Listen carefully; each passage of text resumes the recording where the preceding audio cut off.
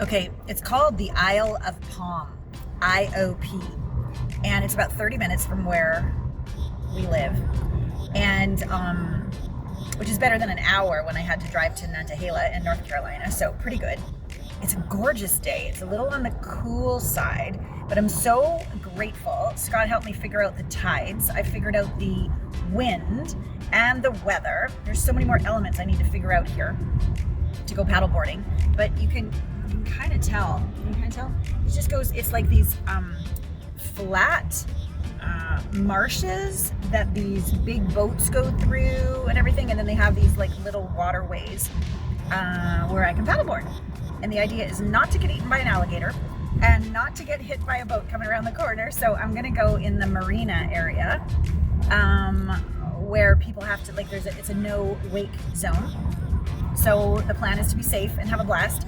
And then there's a little restaurant and I'm gonna have a beer and then I'm gonna come home. That's my Sunday. So you are about to watch an incredible podcast, a pre-record with the amazing Dr. Michael Lennox. So I'm like, my brother from another mother. We just got on like a house on fire instantly. So many similar experiences on our soul's evolution. Such elegant alignment of why we're both on the planet. We're both very different, obviously, but we have some through lines that are amazing. And you're going to enjoy, I think, the way that his astrology will guide your ability and hopefully fortitude to sit in the fire now during these incredible times on the planet as they do what they're going to do in the next year to 2 years, which he's going to give us some predictions and guidance around that, steeped in spiritual principles the whole time. And so I think you're really going to enjoy this. And thank you for doing your work to feel the feels, sit in the fire, open your heart to the wisdom and the energy of this interview, and learn more about Mr. Red Robe Astrology, Dr. Mike. Welcome to Intimate Conversations. Become the one. Intimacy is an inside job.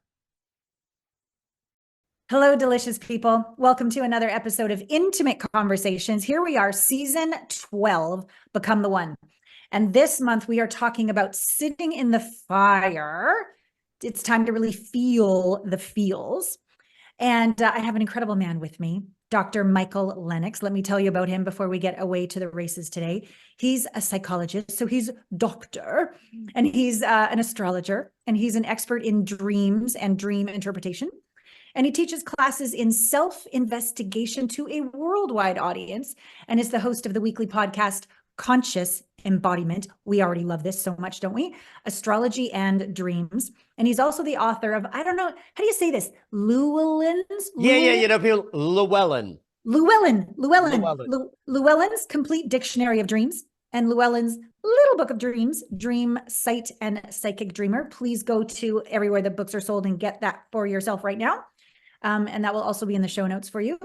He's a highly sought after media expert and has been seen internationally on many television shows, all the way back in 2003 with the sci-fi network, The Dream Team with Annabelle and Michael, all the way up to NBC's Emmy Award winning Starting Over.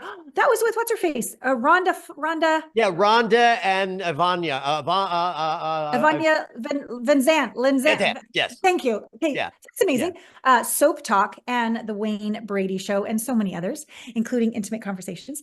And his expertise has attracted a global audience of over 120,000 followers, spanning his social media platforms, where he regularly shares his insights, including his daily astrological reading segment, Red Robe Astrology. So I tried to go burgundy for you today. Okay, I should have worn my bathrobe. And you can find out everything you want to know at michaellennox.com.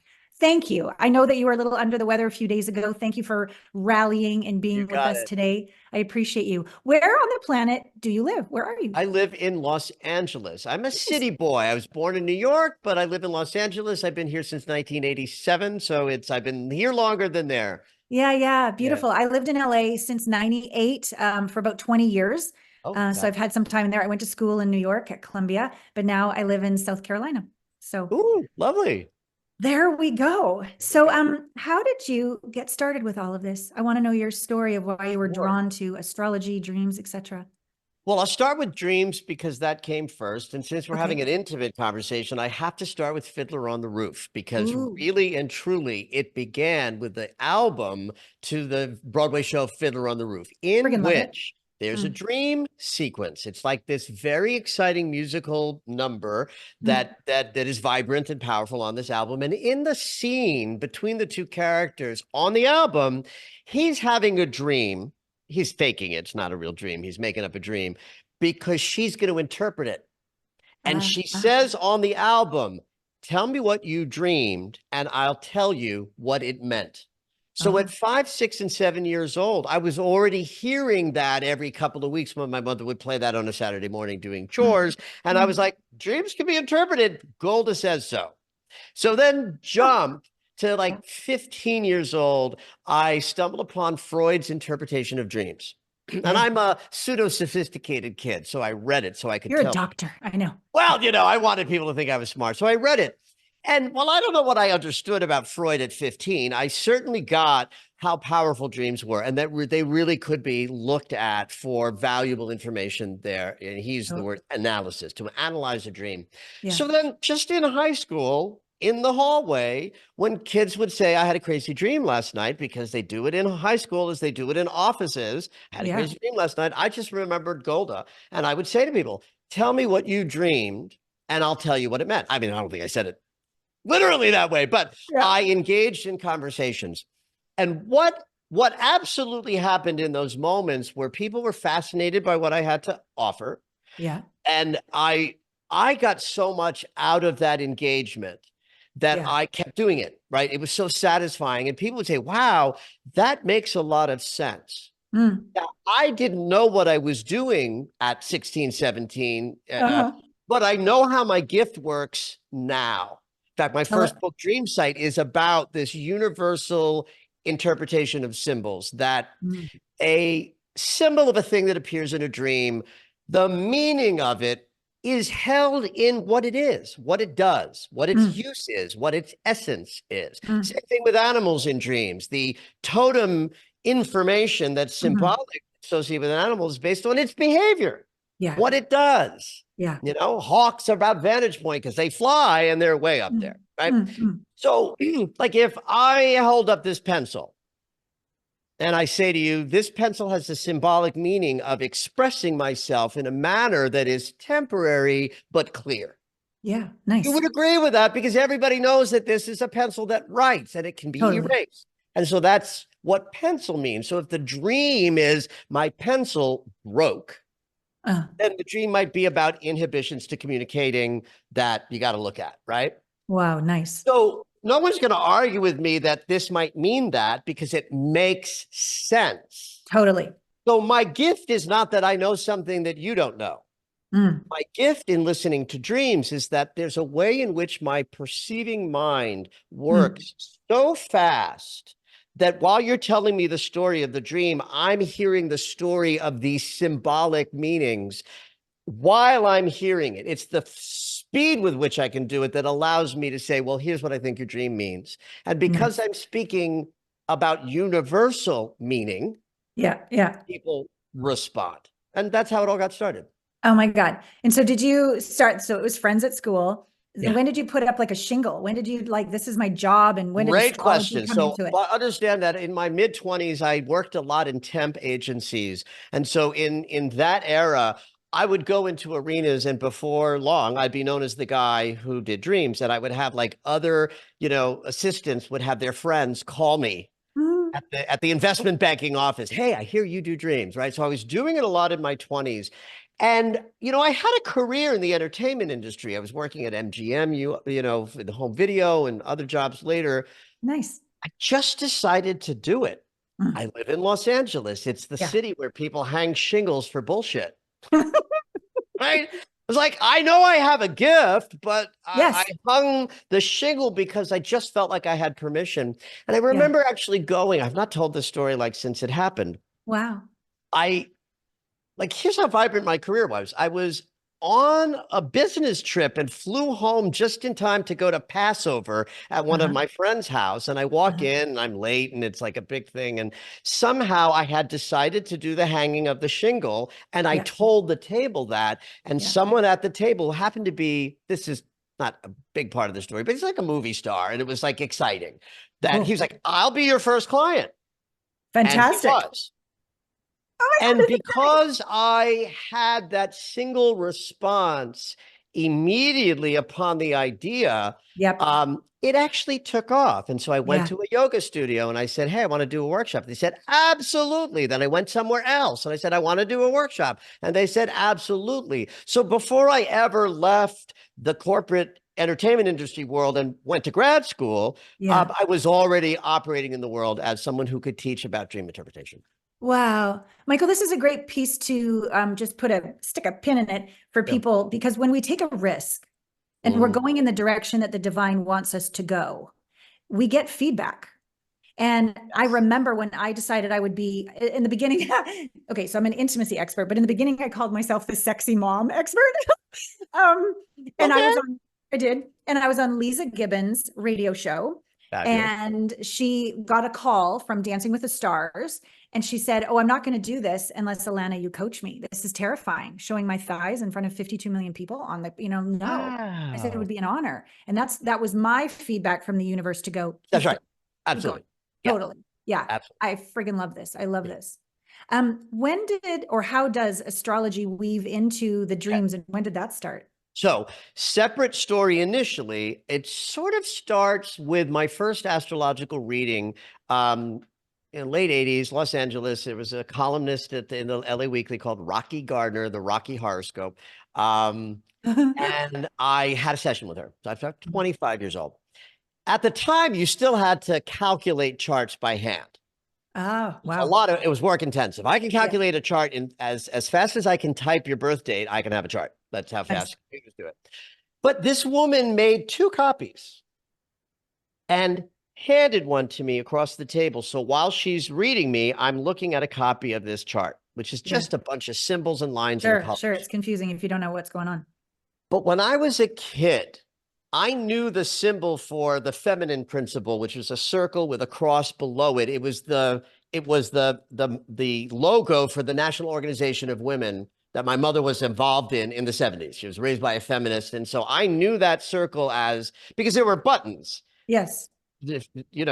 feminist, revolution buttons that had, Yes. well, that's the glyph for Venus. Venus, I was going to say, yeah. Turns out. And Uh-huh. my mother, who taught me things because she was a teacher kind of type, when I was curious about the symbol there, she taught me about the masculine symbol. She said, well, there's a symbol for boys too, and it's a circle with a phallus, a little uppy Yes. thing, a little arrow. Well, that's Yeah. the glyph for Mars. Now, Nice. at 17, when my mother's teaching me this, I don't know that, actually, probably younger. But while I'm sitting looking at this chart and Rocky Gardner is talking about it, I see these glyphs I recognize. And what it triggers in me Yeah. is I get it. Mm. I'm getting it at a level that most people who sit with me don't get it. Right. Right. And I was like, oh, there's something here. And then later, so that was like 25. I didn't start studying astrology until the internet came along. Uh, And suddenly Kelly Fox starts astrology.com and she has an astrology 101 section that no one's looking at. They're all just getting their free chart and getting their reports. sure. I'm in the astrology 101 section, Right. just sucking up everything. Devouring. And I just start, and I begin my experience of learning and studying. Every moment that I learned something new, Mm. it was not like learning. It was like remembering. I And thought you were going to say that. and it Yeah. was uncanny. I'm really talking about this at like a 12 out of 10 level. Yeah. That Yeah. like you could teach me something about, Jupiter, and I would suddenly go click, click, click, click, click. Oh my God, I get it. And I could operate Mm. with information that I had just received. So that it wasn't that, I mean, I had to study for years before I had any capability. But Mm, when I got about here on the bell curve, it just shot up very fast. mm, mm. So that by the time my life had been changing and I was now out of the corporate world and I got the job on the Sci-Fi Network to do that TV show, Yeah, the free time that I had because I couldn't work, it yeah. took almost 2 years to develop that show. I went bankrupt because I spent all my money. I spent all my stock options and money from my Playboy gig to survive for a year and a half, thinking the show was going to be a success, which it wasn't. I'm sorry. No, it was perfect. It was the making of me. Oh, okay. Tell us Oh, more. yes. Mhm. Actually, Oh, having a television show and having it canceled 3 months later sent me into a place of like the Dark Night of the Soul, where I came out the other side saying, oh, no, I know who I am. oh, This babe, I no is love not a you. no. This is just a not this form.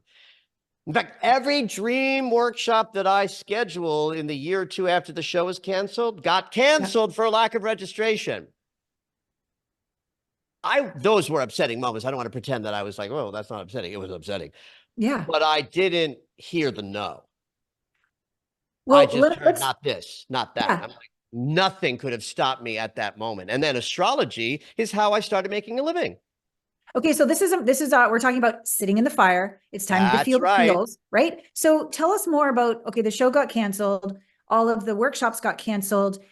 It sounds like you felt the feels so that you could get the message, or did you resist that for a fair amount of time? No, I would say because this happened at the right and perfect time in my arc of development, I was, 38, 39, and 40 years old. I had some, consciousness trekking, but, under my belt. Yeah. And I don't know that I can describe it. It was just this sort of certainty Mm. of knowing what I was here to do and that I just didn't experience the no as negating my vision at all. Or your value. I was scooped up at that time by a spiritual community because I'm a musician. I play the piano, I'm a singer, and I've made my Oh, living at times, not my full living, but I've been paid. I'm a professional level. nice, And nice. I spent 5 years as a music director in this Science of Mind church, which is Oh, non-denominational. It's based on the principles that show up in love, yes, manifestation, and the secret and everything. nice. Then I was being trained in that community to understand that it was my perception that was creating my reality. And Yeah, what a perfect place to land in while I was on fire, burning up in the fields, yeah. because they held me in a high level of consciousness where I was Wow. then able to recognize this failure is not my failure. It's just not the way. Keep going. Oh, You're a yes. And I've oh, never stopped. And my business and my world is very successful and expansive. mm. And it took time. I thought it was going to take 3 years to develop my fabulous career when the show was canceled, and it took 10. Yeah, thank you. I'm just, guys, I'm so in love with you. You're just like, you're just so real. And the way you tell stories is beautiful. And the alignment in our journeys is also like kind of Yeah. stunning, which I'm really enjoying as well. And so let's just go back for a second. You were scooped up by a spiritual community. Go one step prior. Did you seek it out? Was it coincidence? How did the divine take care of you? Because clearly you needed a container to burn. But you could have been in your head. You could have said, this is really stupid. You could have said, no, like, you could have done a lot of other things, but Yeah. you No, allowed I yourself. was profoundly guided. First of all, Yeah. in and amongst this experience, was having a spiritual awakening, Yeah. and there was a busting open of my embodiment and my energetic experience that was sort of helpful because I Mm. was able to take that dark night of the soul and sort of allow the world to contain it. So something valuable was happening. And it looked like this. I got an idea to sell everything I own. I figured, like, if I'm dying to self, I might as well be free of encumbrances. And I sold every stick. I had a deco furniture collection and lovely rugs. I was that kind of gay boy with a fancy, I Yeah. sold everything. Wow. And I moved into a tiny little guest house, smaller than my office, Oh, wow. because I knew I had to get small and small and small Yeah. to just You had to do die and be what I did. reborn. Yeah. And it happened to be in a neighborhood in Hollywood that was around the corner from the first huge Science of Mind church that was built in Los Angeles in the 1950s, right on Sunset Boulevard, that I'd driven past for 20 years. Wow. And because I didn't have a car, because I also got rid of my car, I drove my little BMW to the dealer, got my rollerblades in the trunk, and signed off the paper and rollerbladed away. I didn't drive for 2 Oh my years in God. Los Angeles. So I'm 2 blocks from this place and I'm walking by it frequently, and I'm Yeah. loving the sign because they're saying clever, funny things on the Mm, sign that mm. make it clear there's something spiritual happening in this room, not churchy. Yeah, yeah, yeah. Thank you. Uh-huh. So I think I should really check it out. And then a guy moved into the front house where I was in the guest house, and he, Yeah. apropos of nothing, said, "You know, I went to that church last week. It was awesome. You should come." Oh, So right there, right? Synchronicity right there. yep. Then I Perfect. go and I'm floored by the message at the place. I'm like, I got to come again. But I'm also wildly engaged by the 7-foot grand piano Ooh, and the nice. sound of the, and I went up to that. I went again a week later Yeah.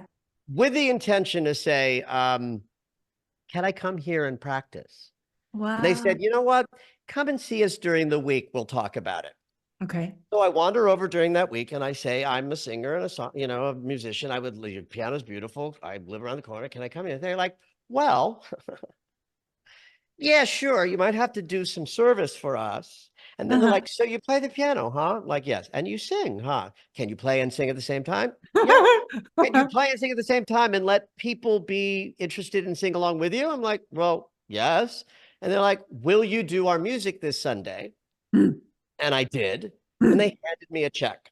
So you understand, I'm flat broke. I own nothing. I'm doing readings to make a living, but like maybe one every few days. Yep. So this money is like a Thank godsend. you. And Yeah. then I get brought into a community. So talk about just being carried from, and Yes. I could tell 17,000 stories of those 2 years because everything was playing like that. That's why I was able to say yes to all the no's, because there was a much bigger consciousness that had only recently been unleashed in me. Yes. And it Yes. was driving me. And now I live in that consciousness because it was Mm, always a part of me. It was just mm, held for 40 years until I was ready to have the breakthrough mm, to integrate into it. And without that tragedy of the show going away, I mm. wouldn't have been thrust into the experience of the fire. And because I sat in it, I came out the other side like a phoenix. Oh my God. Exactly. Sitting in the fire, rising like the phoenix. Again, I don't know if you only have like astrology people on your podcast, but I would love to be able to tell you, like, I don't want to take up this time because we're featuring you. But the same thing happened when my dating app didn't work. And I was in over my head with Yep. investors, and I lost everything, sold everything, lived in a little house on 15 Oh, acres in Wyoming with 9 little horses all around me. And I did my integrative trauma work. That's when I started psychedelic somatic integration work for saved like my life. a year and a half. And that's when I came out after that. Yep. And I just said, I give you everything, divine, my job, my money, Yep. my son, That's right. my Everything. love life, Everything. my cat, my That's body, right. That's right. everything. Like clearly I don't know what's right best for me. You do. So like have your way with me. That's right. And I haven't looked back since, in the sense of, I mean, I still get attached from time to time, Oh, but look, in we're human. general, We're yeah, human. yeah, We're human. yeah, But it is possible to live in an embodiment that is more trusting of the invisible workings and correct. trust that they're carrying you, and that all you really need to have is a sense of what the vision is. And as you know, sometimes that vision is going to take you into a brick wall, and that's part of the divine plan too, right? Exactly. And By what the I way, love honey, we too, are brother and sister from another mother. I just want to throw this out there, but like, though I did not really get a doctorate in psychology to become a psychotherapist, if I had, I would have yeah. been a sex therapist. Ah, I have all of the educative background to specialize as a sex therapist. I was even a member of ASECT, the American Association of Sex Educators, Counselors, and Teachers, as a student, because I was so focused on studying sexuality. And there's mm, one thing I would have had to have gone. You go to a weekend and they show you movies of every act you can imagine, wow. not porn, No. Sex film education of videos. acts that I'm not going to say out loud because a Okay. sex therapist has to know where their edges are. And if they Yeah, yeah, have yeah. any, they probably can't be a sex therapist. Anyway, the point I'm being is that you and I have a lot of similarities, baby. We should go to this We do. weekend together and watch all the videos. Sure. Wow. A follow-up question on that. What is it about sexuality that enlivens you? You know, that's such a great question. And I'm not sure I know the answer outside of the idea that this body Yeah. loves sex Mm, and loves that sexuality is a gift of the body. mm, And there was, listen, I come from trauma. So, mm. but sexuality was not shameful in my Nice. house. Nice. Okay. So I didn't have that. Now I'm a gay boy with a mother who betrayed me when I came out to her. That's a whole other story. I was going to ask But about that. I sensed it something. starts with I like sex. I'm someone who can have a lot of it and find my embodied desire for sex is a regular thing, Mm. not something that moodily comes and goes. Um, you know, I don't know if this relates, but I will tell you that I love serial killers as a genre. When I was younger, I read a lot of serial killer trash novels. Okay. I'll watch interviews and, you know, because serial killing, that kind of killing is a sexuality.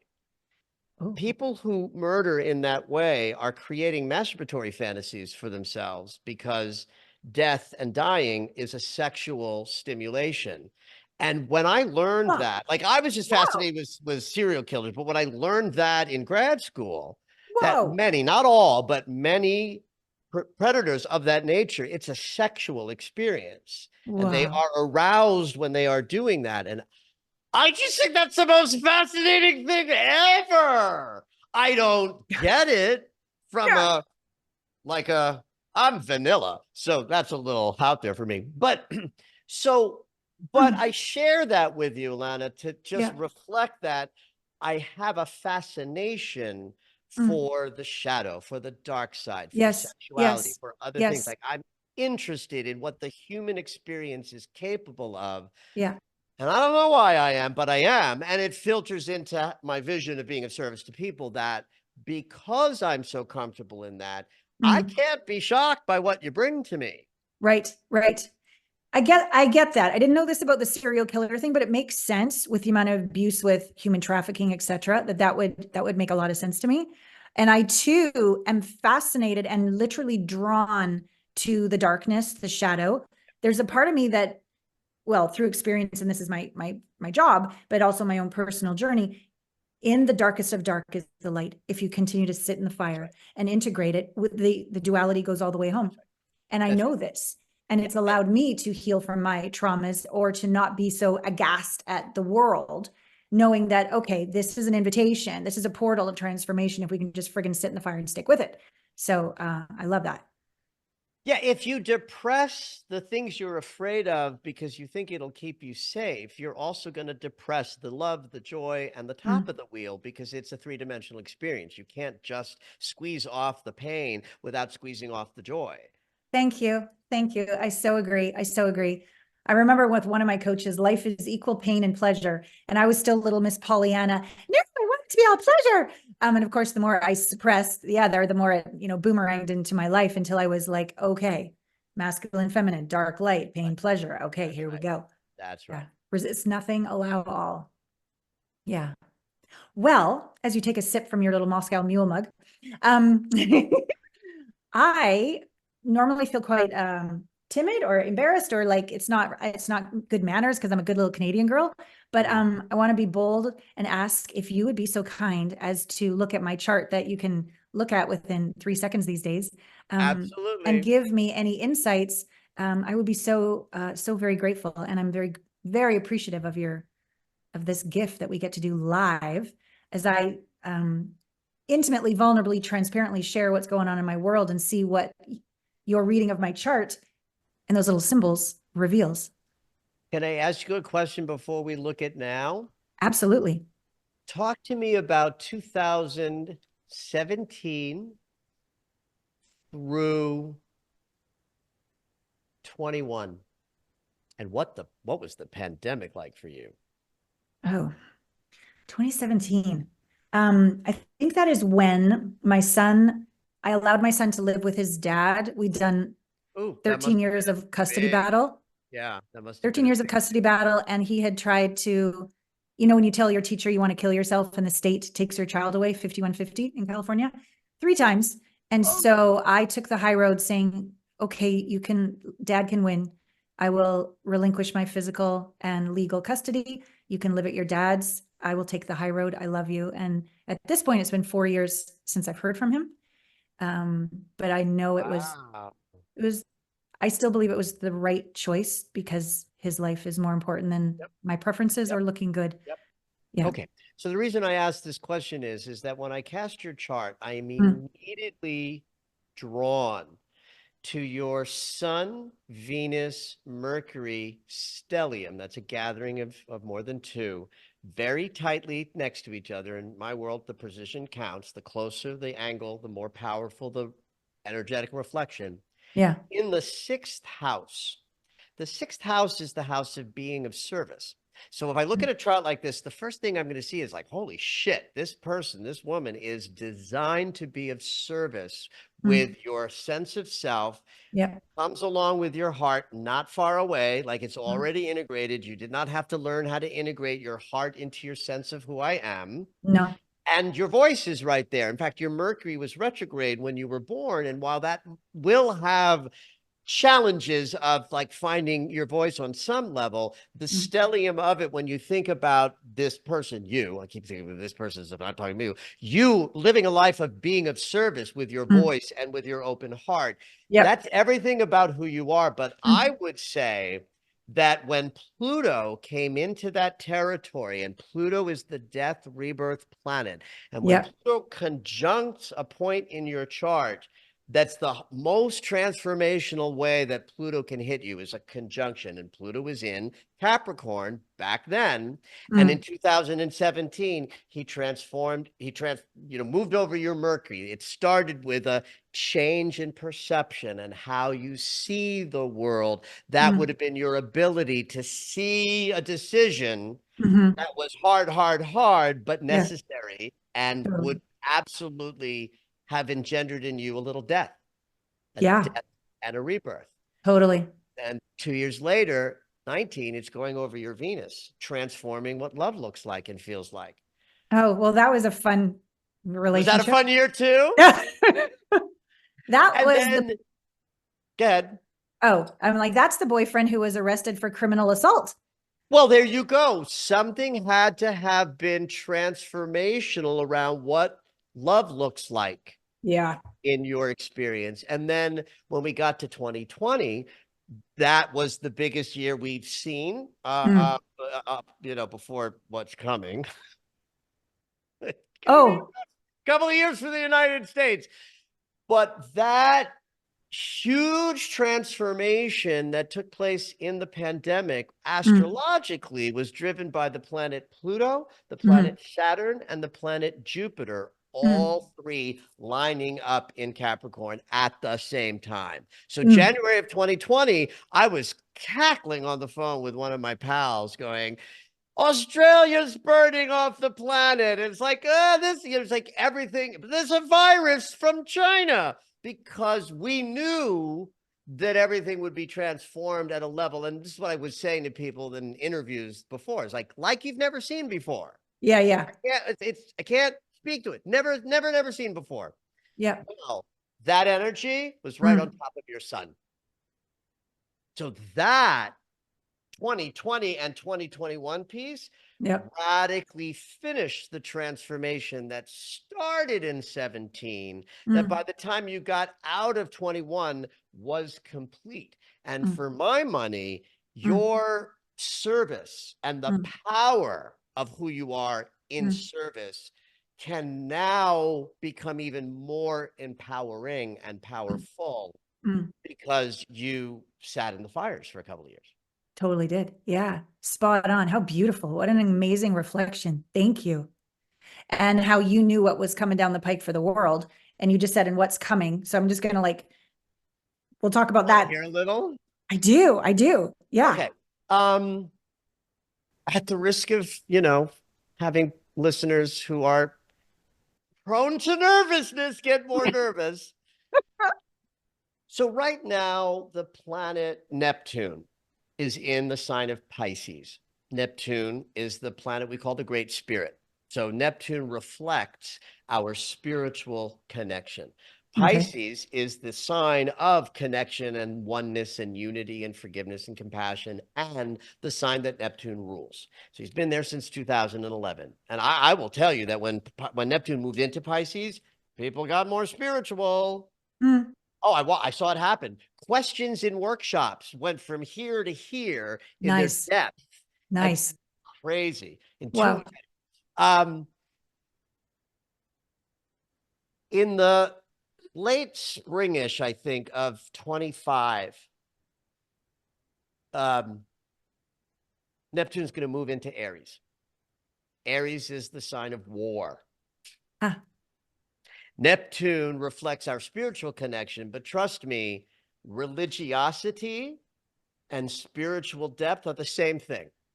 Like, it might not be what I believe. I'm not a fundamentalist Christian, but there are people in the United States of America who are driven by their religious ferocity, who will experience a readiness to fight for what they believe that isn't present now.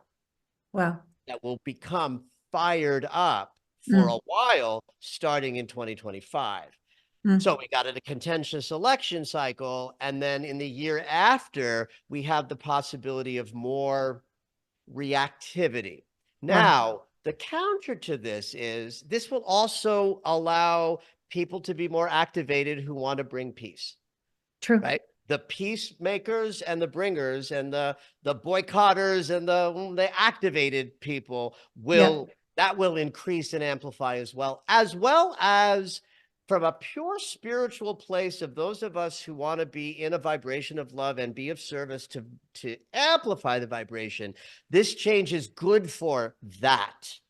Okay. Because Aries is fiery cardinal movement, and we will carry the love and the expansive forgiveness of Neptune into that fire. But it's both. Yeah. There are people who are armed and ready to go. Wow. Pluto has just moved into Aquarius, right? So that's a big shift in the last year and this year, last year and this year. You can see all kinds of technological breakthroughs. That's Pluto in Aquarius. Aquarius rules the internet and the future and digital technology. So all the artificial intelligence and CERN firing up, all this stuff. But it's a planet that brings death and rebirth. Changing signs is radical for the planet. And we can see the changes on the planet that Pluto back and forthing between Capricorn and Aquarius has already created. And then, and I think 26, the planet Uranus is going to change signs. And Uranus brings sudden, unexpected, the fast pivots that are revolutionary. Pluto is about slow change. Uranus is about fast change. And Neptune is about what drives us inspirationally. And they will all be like 60 degrees apart from each other as they're all hovering at 0, 1, 2 degrees of the signs they enter. So that 25 and 26 have a lot of energy of sudden, fast and slow change driven by vision. Wow. So I want to make sure that everything that's positive and possible and loving and transformative that can bring peace is in the mix. But so is the destruction of the old in the mix. And the United States is in that kind of a crisis. And this will be the making of us. And I believe in our resilience, but I also know that we're going to have to sit through some fire.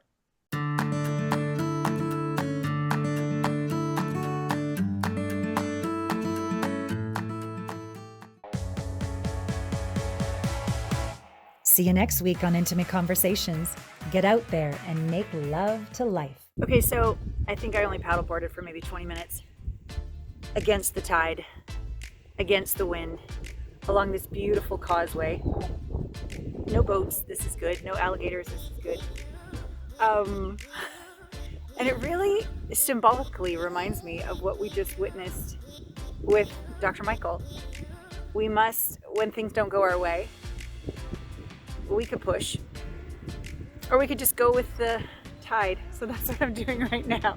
Got my coffee, I got you, I got literally, I've got the current, and it's really interesting too. I don't know if you can see this boat where is it? Right there. It takes two. So it's us and the universe. Us, our soul, this relationship with surrender, this ability to sit in the fire, this capacity to trust the divine while being aware, while getting our astrological readings from Dr. Michael, while knowing what we're dealing with, but that we got this. I love that at the very end. We got this. Yes, there are turbulent times that we're going through, turbulent times coming down the pike, and we got this. That we signed up for this. We are not victims here. We've got what it takes, the resilience, the fortitude, the ability to bravely drop in, open up, let go. So I'm really proud of myself that I got myself out here today.